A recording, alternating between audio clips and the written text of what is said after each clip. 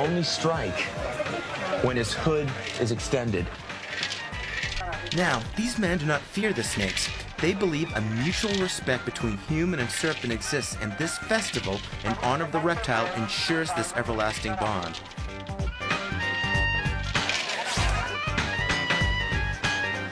Now that the contest is ended, trophies are presented. The winners are covered in vermilion powder, and the celebration continues as everyone gears up for the festival climax.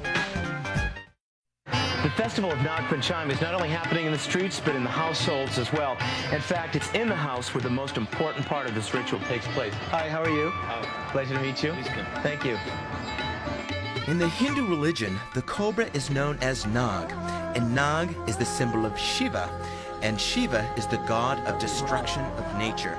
So, not only is the cobra a physically dangerous creature, it is a spiritually powerful being as well.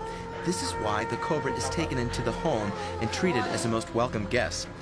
I love experiences like this, where not only do you have a chance to travel to an exotic place and learn about the wildlife that you find there, but you also get to witness just a little window into the culture that helps to make that land very rich. And in this case, we're in India, we're learning about the snakes, but we also have a chance to experience the relationship between people and snakes.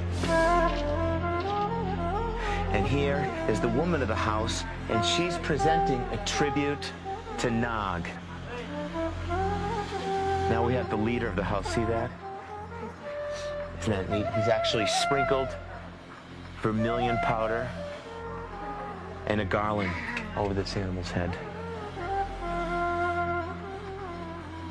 Now there's a lot of controversy about this festival.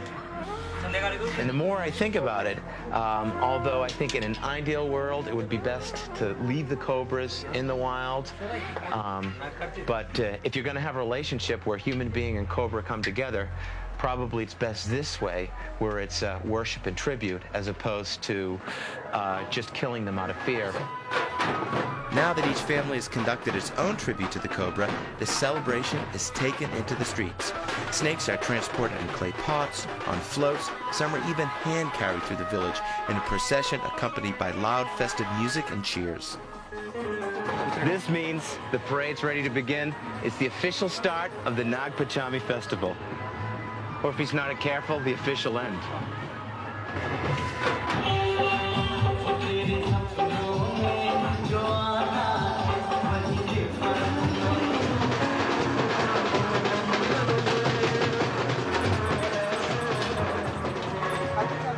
Throughout the day, snakes are continually worshipped, serving to further the harmonious relationship between the farming community and these deadly reptiles.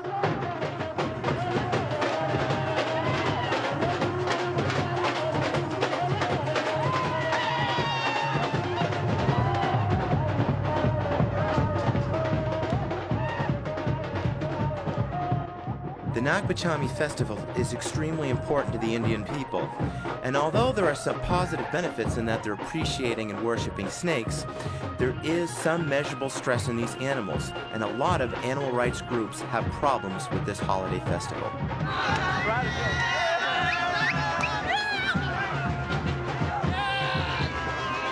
I guess you're just supposed to have fun here.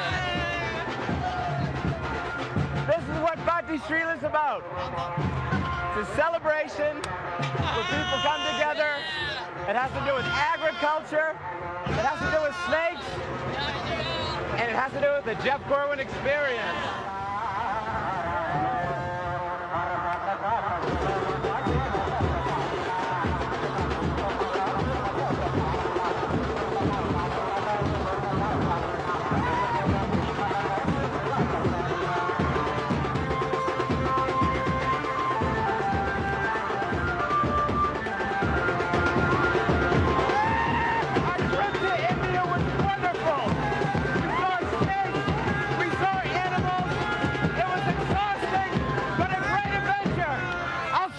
Time on the Jeff Corwin experience.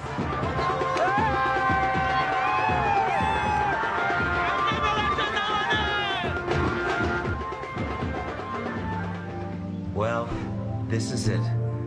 It's my last diary entry in India.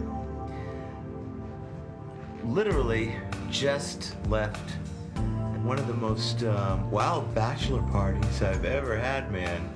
Hey, did I do what I think? I didn't really. I'm only joking. No, I just finally finished at the Nagpanchami festival. An extraordinary experience, not for the claustrophobic. Basically a squirming wall of humanity.